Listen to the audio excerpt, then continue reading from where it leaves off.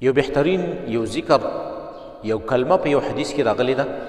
او هغه ذکر او هغه کلمه چې څوک د مانځه په شروع کې وکړي، مانځه باندې ودرېږي او د مانځه په شروع کې هغه الفاظ او هغه کلمه ووایي، یا د مانځه د اولنۍ تکبیر ووایي، تکبیر تحریمه، او د هغې نه وروستو دغه کلمات ووایي، نو د دغه کلمې د وجې نه د اسمان دروازې راکولاویږي. دومره بهترین ذکر دی. عبدالله بن عمر رضی الله عنه فرمایي وی بینما نحن نصلي مع رسول الله صلی الله علیه وسلم،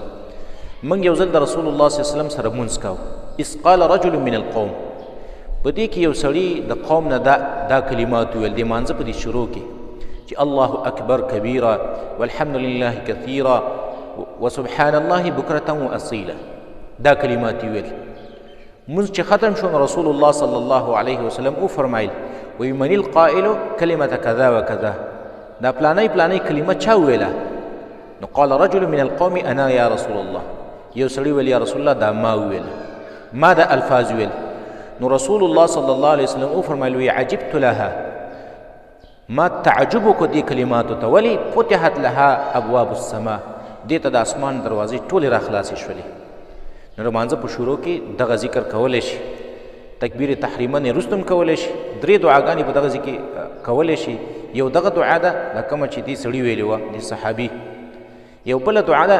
هغه هم ویلی شي موږ او تاسو چې کوم عامه وو عمر رضی الله عنه به خلکو ته ښودله سبحانک اللهم وبحمدک وتبارک اسمک وتعالی جدک ولا اله غیرک، دا هم شي ویلی.